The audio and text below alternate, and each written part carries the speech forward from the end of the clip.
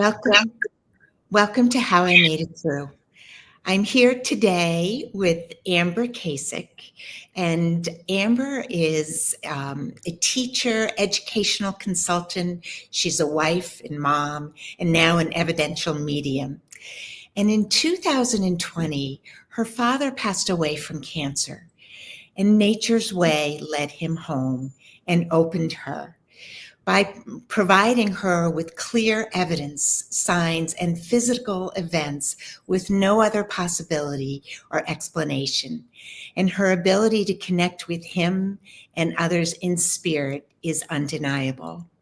He opened her up to this path, and you can end this journey. And today I am excited that she is with us and can share her story with us. Yay, So welcome. thank you. I'm so Thank happy. you. So happy that you're here.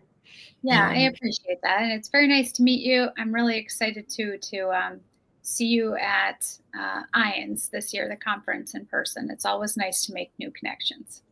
It absolutely is, and that is a wonderful thing. You know, IONS is the International Association of Near-Death Studies, and it is their 50th anniversary for one. But it's also a place that people who just understand, have had experiences with those who have crossed over, come together, and it's this beautiful place of understanding and learning from each other.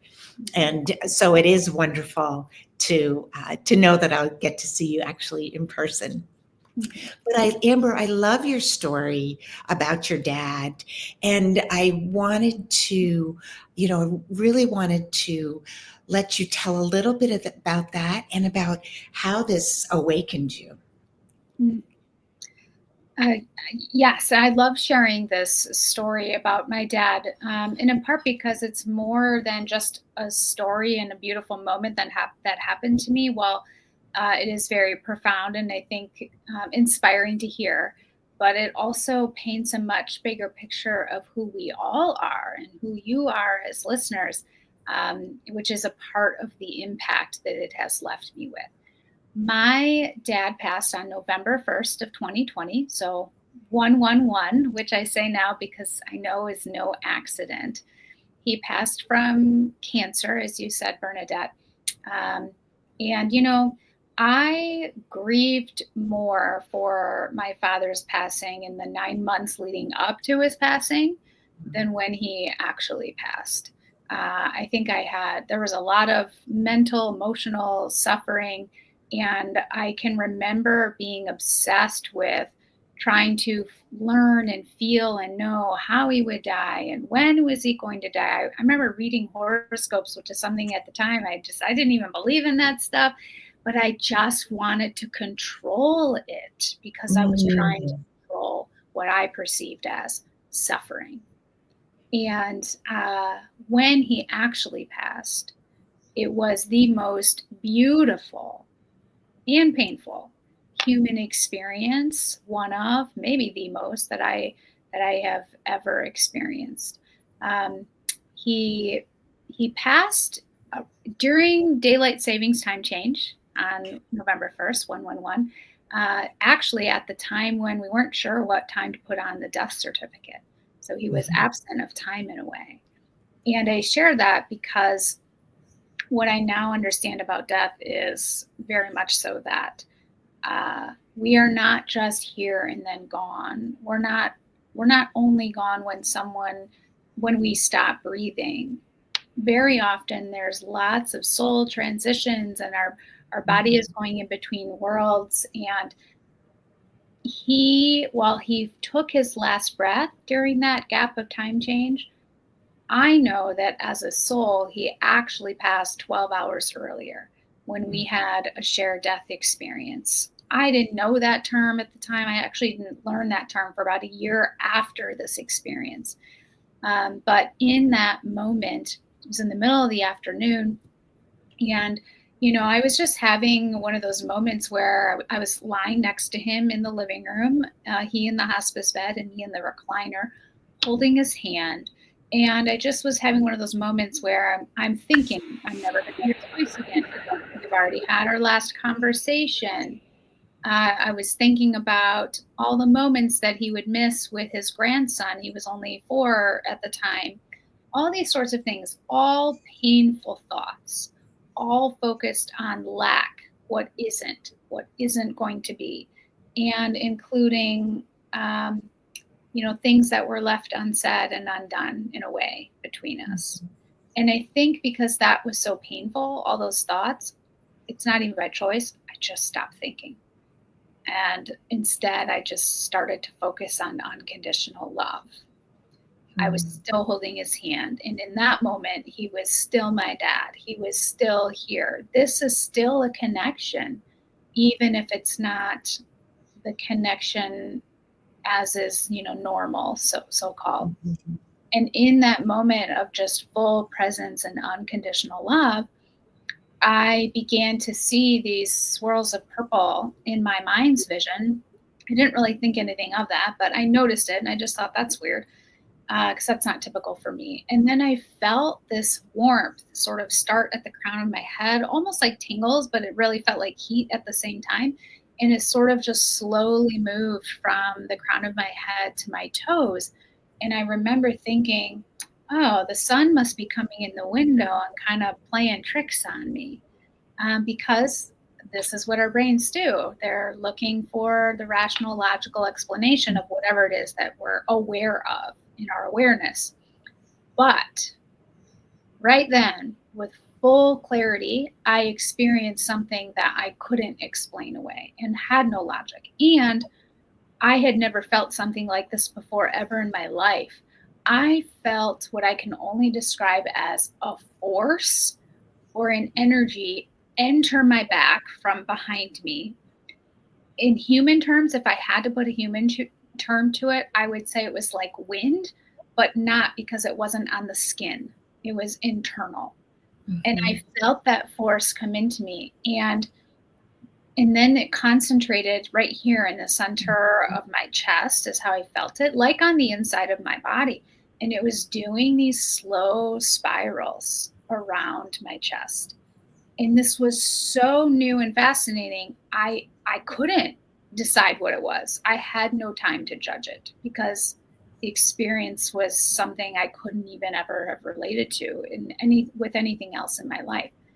And it's almost like as I had that awareness, it paused and then it moved slowly to my shoulder. And I'm just following this experience and it paused. And then this same force went down my arm, but again, on the inside of my body and into my hand. And I just knew with total certainty that that force went into my dad too. I knew it. And I felt in that moment, all is well. And we are eternally bonded. And I didn't even know what that meant. What does that mean? We're eternally bonded. Like he's going to be gone. I'm never going to talk to him again. I didn't even care what it meant. I didn't care because it didn't matter. My brain didn't have to classify it. We were eternally bonded. It's like looking at the sky and knowing it's blue. And I gave him this huge hug and I said, Dad, I don't know what that was, but I know you felt it too. And you take all that love and light in your core with you and leave the old news behind. And that was my way of, looking back and reflecting. Those words just kind of poured out of me naturally. But I think in looking back, this was me helping his soul transition. Me giving him the forgiveness as this last push without saying those words. It was me releasing him into the afterlife with love and actually with joy because I just had this exquisite moment of perfection and love. And it was me helping him pass with peace, but on a spiritual level that I didn't understand in the moment at the human level. And this was really just the beginning of, what is a continued journey with my dad even now, but really in the first year. It was the initiation of a journey into spirituality, who we are as spiritual beings, healing of my relationship with my dad, total transformation, not only in my purpose, but also in just how I show up in the world. And Mhm. my dad, he put me on the mountaintop. I like to say in 2006, we took a trip together to Peru and hiked the Inca Trail. And yeah, and I keep this picture. Actually, there's his plane ticket from that trip.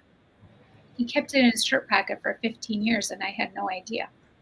And I keep that up on my board because it's a symbol for me.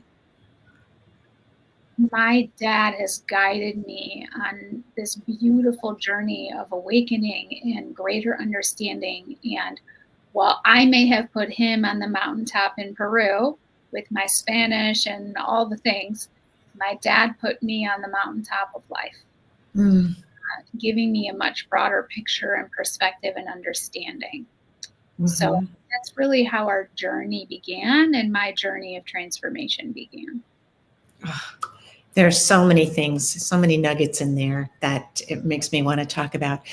We have an interesting connection. My husband passed away from a battle with alcoholism in 2017, and he died on November 1st. So he died, yeah, 11/1/17, and that number comes up for me all the time. But I think what I got from that beautiful, um, sharing. I didn't even want to say explanation. I was trying to think of a Mhm. word because it truly is a sharing Mhm. of this experience.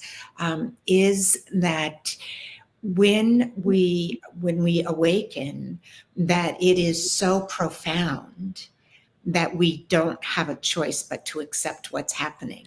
Um, Yes. and I love what you talked about. I actually would love for you to even share it a little bit more. That actual feeling of spirit coming into you, and then going into your dad. You'd never felt anything like that. No, never. Never. Yeah. I've always considered myself intuitive. And then when I had my son, when I gave birth in 2016, wow, did that increase? Yeah. Which I think speaks to this just maternal connection to creation and the essence of life. But Yes. never had I really had actually, I can't say that, but I didn't recognize it at the time. In my 20s, I had a moment where I was on the road one day. I was at a stoplight driving back to college, and an actual voice in my mind said, "You've got Hmm. to be careful driving today." Not my own voice, a Yeah. different voice. But, and I think about that, and it's important, I think, for those listening because we have moments like this Hmm. and we don't even fully acknowledge them. We sort of do, at least this was my experience, but we kind of brush it off in the back of our mind. And maybe something later happens where you go, oh, and I Yeah. did. I got in a car accident that day, a pretty bad one. Both of us walked away okay, which I'm so grateful for. But that wasn't me. Outside of that, though, I've had no other moments in life of sort of feeling interacting with spirit. Mm. I think one of the things that it was so profound to me, my awakening came as when David was struggling with alcoholism. And I was very into ancestry and building trees for people. It was just something, it was like a sidekick. But I knew my ancestors deeply, and they came to me and awakened me. One in a visitation, and another channeled through me when I was saying the rosary. And one of the things that, and we kind of talked about it a little bit before we got on, is this profound feeling that comes over you when you learn something about who we are as spiritual beings. Mhm, um, from that moment on, we're changed. mhm. Would you talk a little about that?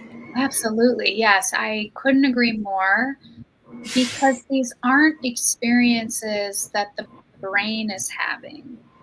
it's the experience that our spiritual self, our soul, our higher self, however you want to classify that, is having. And it feels like truth and knowing. It really was for me knowing like the sky is blue. It was no different. And so to me, that's also sort of the battle between the mind and our higher sense of connection. And I couldn't agree more. Once you have those and you're flooded with an understanding, it's impossible to sort of go backward or think it, in a way, can look at reality in the way that you did before. And for my dad, it wasn't only that experience. I think that was an initiation. It was the call without me knowing it at the moment. Um, but it really began this larger journey of connection with him after death, communication, direct, very direct, also things we might typically experience like signs and synchronicities. But also, I found myself, especially in the first 3 months, especially, I felt like I was walking around in a near death experience, except I wasn't in a near death experience. I would be, I love nature. I always love nature. Now it's a different way, though, of immersing and connecting with nature because of this awakening. So I would go on my daily walk in the forest and on the trails and so on and so forth. And I was being shown in a visceral way, much like that shared death experience. You are connected to this. It is all of the same creation. And almost um, like colors would seem heightened. And it's not that the colors are different in my physical view, but I'm seeing them mentally in this whole new way. How they're being presented to me or how my mind is processing them. I would feel like I am that tree and that tree is me and we are one and the same.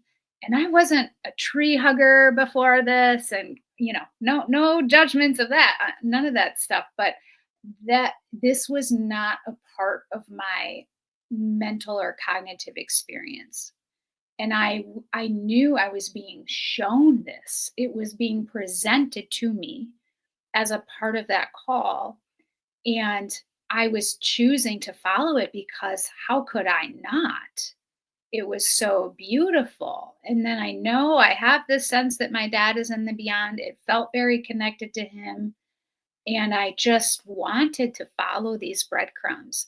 And so, a part of this, back directly to your question, a part of this awakening was really understanding the unity that is everything and the connection that is at the essence of life. Everything is connected, everyone is connected through what I call that kind of source force of creation, which is to me love, which is to me lack of separation and unity. I can't go back from that. It's impossible. Yeah, it is. I love that you called it an initiation because it really is what that feels like. Talk a little bit more about what the connection with your dad was, the direct connection that you had, and did you have it right away? I did have it right away, just hours after he died, actually. I pulled in a park to go for a walk, and it was finally when I let some tears go, and they weren't even grief. It was just the emotional release of having been with him for the last week of his life, basically 24/7. It's um, emotionally heavy load, as anyone who's been with hospice patients know. And as those tears were releasing, I heard his actual voice in my mind, his actual voice, and it said, "Get out of the car, Amby. You've cried enough tears over me in your life." And of course, this is that awareness piece that I'm talking about. I was aware that I had heard that, but I dismissed it as my brain Mhm. made that voice up. Uh, but it didn't matter. I thought, okay, I made that up. But at the same time, wow, that's true. I have cried enough tears over my dad in my life. We didn't have the perfect relationship, and there were some real hardships between us. And so I got out of the car and I started walking. And I said to myself, I wasn't talking to my dad. I just said to myself, I hope you're all right, Dad. And to me, that was what was really behind that statement was at that point in my life, I did not fit any longer in a traditional box of how we think about the afterlife. Mhm. I grew up Christian and going to Catholic church and, had a faith journey, but it was always sort of in that capacity. And it wasn't that I dismissed all of that entirely, but at one point, actually right around the age of 30, there were certain things that stopped making sense to my heart.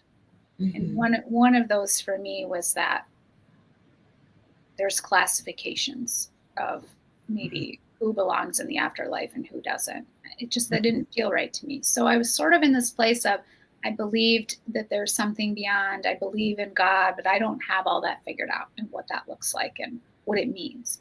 And that's what was in that statement. GDAX, Mhm. I hope you're all right. It was a little bit of worry, doubt, wonder, and I immediately, instantaneously heard his voice in my mind respond back, say, I'm just fine, Amby.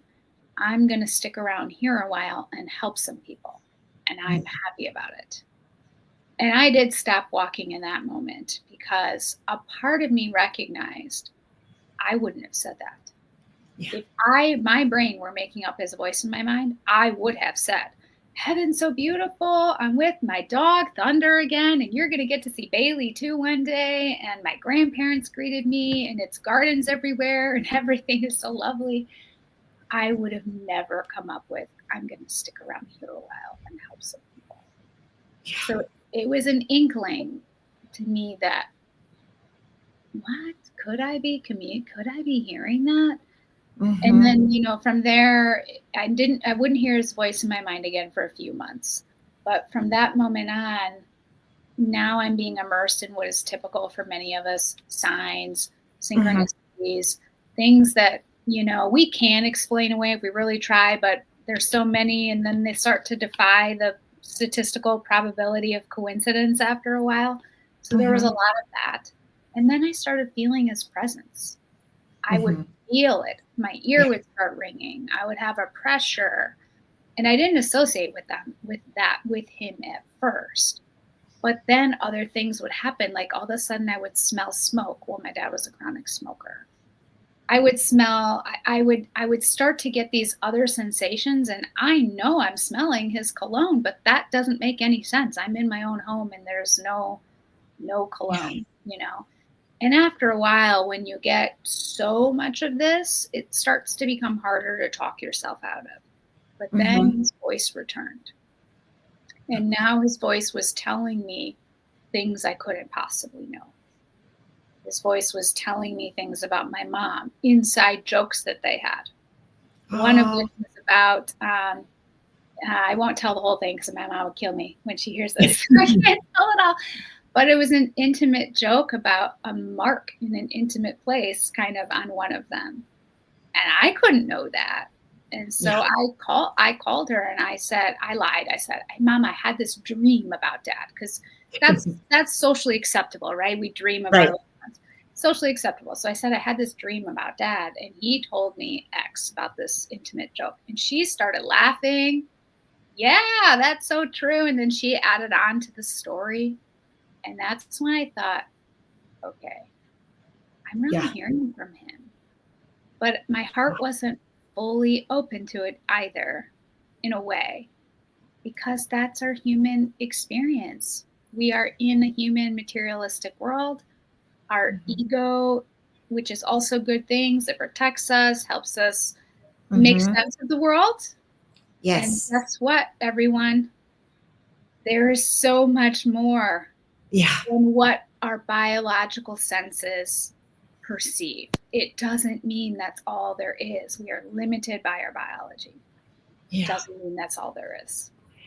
I I love the way that you are sharing this because it is for the people like us who we didn't have a near death experience that awakened us, which for many people who do have near death experiences, their body and their consciousness separate, and they are, because of physical things happening, they're instantly shown this amazing, the other side. And I think for people who, like myself, you and myself, we haven't had that instant, although it is instant. It's a different kind. It's a different kind of instant where you do feel, the spirit come into your body. And I had a great great grandmother come in, and she began to say the rosary with me in an Irish brogue. She channeled through me, and I knew it wasn't comfortable. I tried to make myself believe that I was doing it Yes. in order to prove that I was making this up. And as soon as I got back into the rosary again, she was there, and she did this over, and I mean for months and months she did this. And so it is what I love about you sharing is you're going through the process of understanding and awakening that you really did. You had the initiation and you really were awakened in that moment. But it's those next steps of trying to convince ourselves that I can't, this isn't, I can't go around telling people that I Right. speak with people and that, yeah. Yeah. So, and I want to share a little bit more about when you talked about nature and our connection with nature. Again, that also happened with me. I had this beautiful, huge tree in this forest. It was called the wolf tree, meaning it was the tree that was there, and the forest kind of grew up around it. Where I would come to it, and it could be still, and the leaves would begin to wave as soon as I came. So, I mean, it's that understanding how deeply we are connected. We are a part of everything. Yeah. And may I share something about that story that you just shared? Because I feel Yeah. so called to say it out loud. To me, as you share that, what I feel in that is sort of this tree is life itself, and it's calling you. Mm-hmm. And you're aware of that call. You feel it as a call, you feel it as a connection. And it's a choice to sort of mentally allow yourself to go there, to explore, to be curious. You don't have to decide, meaning listeners, you don't have to decide, but to choose to be aware that I'm having this feeling. Yeah. And start to ask, why am I having that feeling? And that's Mm-hmm. you participating in the essence of life and allowing life to bring you on the journey that you're meant to have. Yeah. That is beautiful. Tell me more about how it moved into mediumship, because I have continued to open. I have a guide with me now, how did that journey continue? Well, I was experiencing, in some ways, ever increasing direct communication with my father. It was at first coming, in that direct way, like I said, with just 30 seconds of him sharing these images and words of Mhm. this intimate joke, giving me the impression it's a joke between mom and I. So, in a way, that's mediumship, but I didn't recognize it as such at all. Um, and about 2 months after he died, my mom, who didn't yet really know all the experiences I was having because I was afraid to tell her other than the dream and that sort of thing, she sent me this webinar by a very well-renowned, well-respected medium, Suzanne Giesemann. I'm sure many Mhm. people know her. Mhm. My mom didn't believe in mediums. She just saw the webinar, and it was called Soul to Soul Communication, and she listened to a part of it. And she sent it to me and just said, I don't know why, but I feel like you would like this. And I listened to it and I went, this is what's happening to me. This will help me understand what the heck is going on with my dad. And I so appreciated her credibility and approach with sort of this, trying to unpack science, while it might be Mhm. unaccepted mainstream science, but trying to unpack science and spirituality and how are these connecting? Because I kept saying, I don't believe someone is waving a magic wand on me, Amber, sprinkling me with fairy dust. And I kept saying, there has to be a science that is fostering this. And so as I took that course, immediately everything was just blown open. It's almost like, it's kind of humorous in a way, but not, because I understand now it was all designed to be this way. Whatever her class topic was in the week ahead, I was having the direct experience of that the week prior.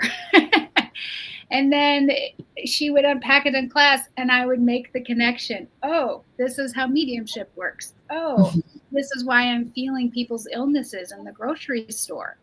So what started out as my dad soon began to start to drip in, I wasn't trying, communication with others. I'll never forget being in a grocery store, not even thinking about all this, checking out my groceries. And all of a sudden, I just felt this woman in her 50s, and I felt it in my chest. She had emphysema specifically, and this caused her passing.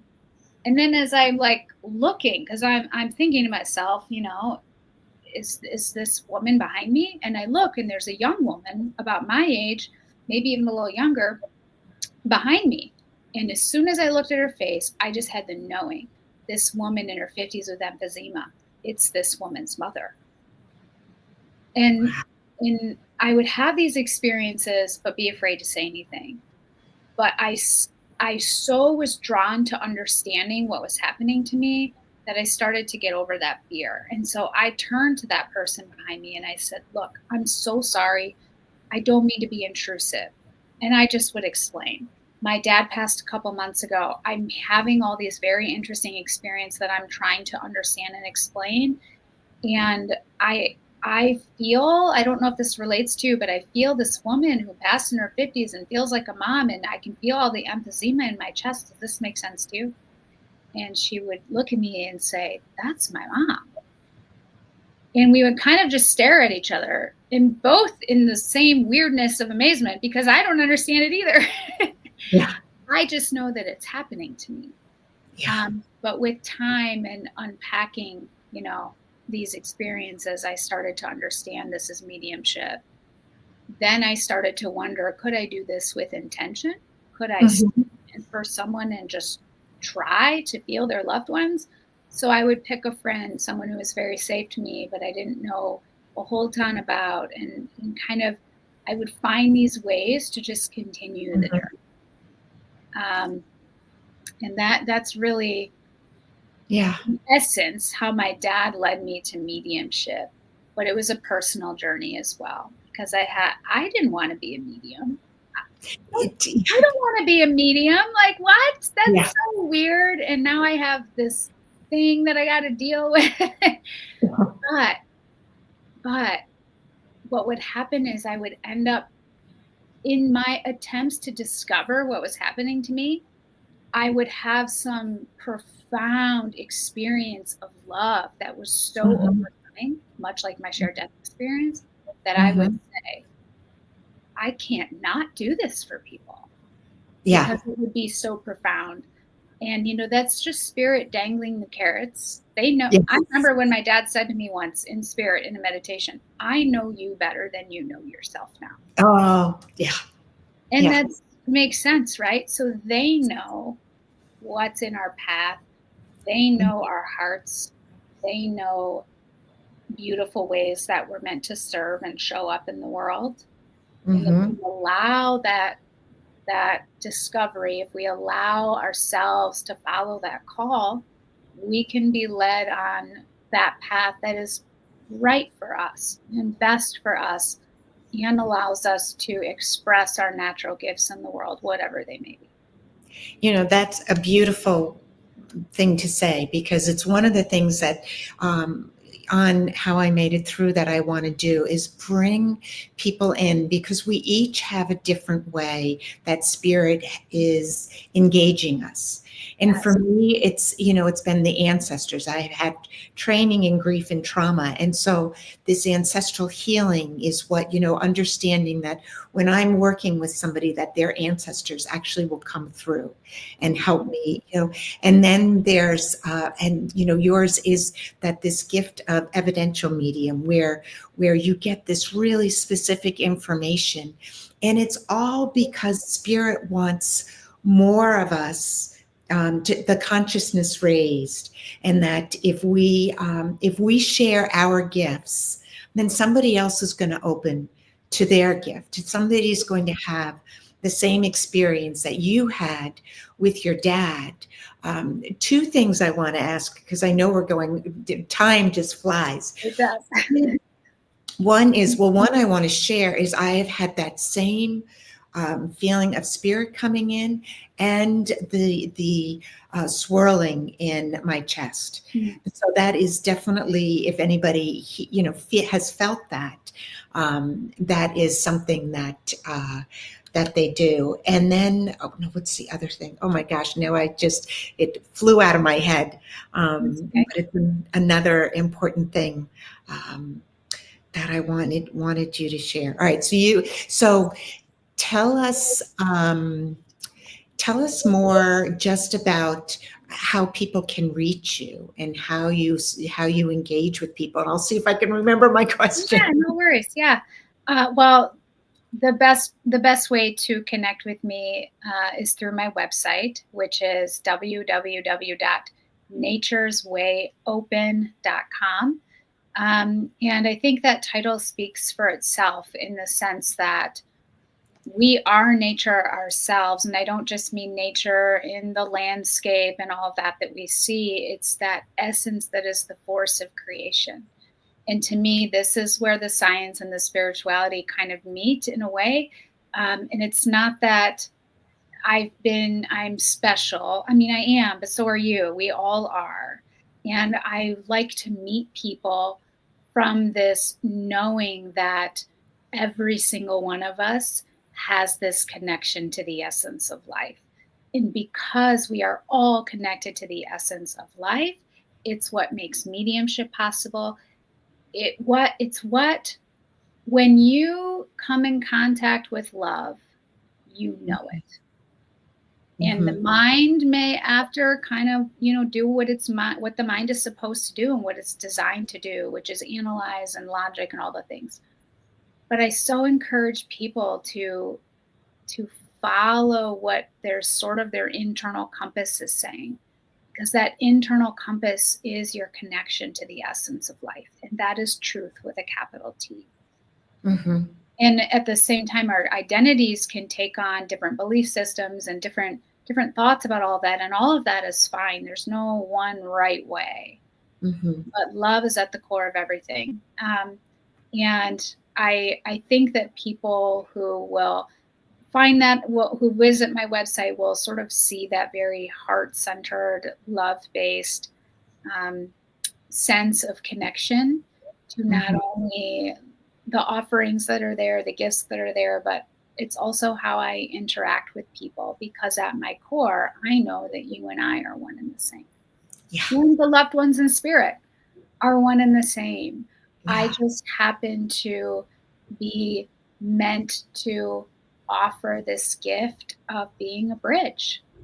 I've always wanted to I've always been a bridge in life, but really for the first, no, even since I was a kid, I was always the one that was interested in the international foreign exchange students. The one, even in second grade, my best friend was Yuki from Japan. She was the one who, I was the class ambassador. I was nominated to sort Yeah. of help her navigate our culture and system and all the things. I was always drawn to people different from me, always, my whole life. Mhm. And always drawn to global ideas and gathering different perspectives and seeing how different people view culture and life and all these things. And then I would bring that back to my students and I would invite them to be a bridge. And so I've always been a bridge. Yeah. But with this shared death experience, it's now Oh, a bridge to the other side. yeah. And, you know, it's just, There's it's a beautiful way to extend and grow my sense of unity, knowing that we are all love, knowing that we are spiritual beings having a human experience, yeah. recognizing and acknowledging we're not all supposed to be the same, but at the core of our essence is love. And that's what I hope you get from my website, and also just connecting with me in general. There's two things, and I remember what I wanted to talk about. It was the end of life coaching that you do as well. But I also wanted to bring in, when we talk about love, the word love means so is different for everybody. Well, it really isn't. Once you understand what love is, then you know that the love that we've learned about is a fraction of what true love is. So I wanted you to say a little something about that, and also about your how you help people with this end of life. I also share that with you. Yeah. Yeah. So let me start with the end of life piece. The end of life coaching that I offer was really born out of my personal experience and passion for helping people experience death as a sacred event, because it is. It's sacred. And I suffered so much before my father died because I viewed death as an end. I viewed it as suffering. I viewed it as fear-based. I viewed it as something I couldn't control, and unknown, scary. And it was none of those things. Yeah. Not to say that there's not tragedy at times in life. And yes, my dad did experience some pain and some human, you could call it suffering, in moments at the end of life. But overall, I felt in the moment, when I actually got to the moment, I felt intuitively this is a sacred transition. Without even, I was not in, like I explained earlier, I was not set on my beliefs about what was next. I was just Mhm. open. So I didn't have this very predetermined thought. But again, that inner compass was saying, this is sacred and it's just a transition. And I treated him that way. So the way I talked to him in his dying process, the way I interacted with him was in support of this sacred transition. And my end of life coaching is here to support people holistically across their 5 domains of well-being so that they may and their families may approach that passing with more peace Mhm. and a sense of well-being, Mhm. because it's so important. And not only is it important for family, it's important at that human, emotional, psychological level. I think too that it's helpful for your actual passing, Mhm. because you'll have more peace. There will be an easier transition. I believe it supports not only in the physical way, but on so many soul-based levels. Um, and it's also comforting. It can provide a sense of comfort. It's not, Mhm. the coaching isn't me telling you what to believe. It's Mhm. me asking you lots of questions. That's what a coach does, to Mhm. help meet your needs, your well-being, and bring around just a sense of holistic wellness in the way that you view life and death and your life, Mhm. desires, wishes, all of that sort of thing. Yeah, that's beautiful. Thank you for sharing that. It's so important. It is another piece of this um, understanding of this awakening is how we need to look at death differently and And to understand it, in a way. Amber, this has been amazing. Your gifts are so beautiful, and I just love, for anybody out there that is listening, that this when the when this awakening happens, if you are listening, you're curious and you want to know. You want to know more. And so you sharing your story is a way for, just another way for someone to hear how someone else's awakening happened, and that we can all feel that because it's already in us. yes. It's already in us. So is there any last thing you'd love to say before we end? Yes, in a very simple way, I'll answer your question about love. And I think it connects sort of to this end of, well, connects to everything we've talked about today. If I could boil all my experiences down, my felt experiences, not my brain thinking experiences, but my felt embodied experiences, down to one sentence about love, it is that I had this moment where I felt as that truth with a capital T, that I am, and you all are, already divine, already whole, and already worthy. Already divine, already whole, already worthy. Full stop. That's what it means to me when we may hear, you are loved. Amber, I'm just going to let it. That's just a beautiful way to end. And I look forward to having you back again as we continue to help people to understand how they can understand their own initiation. So Thank you thank you. so much. It's been a joy. Thanks.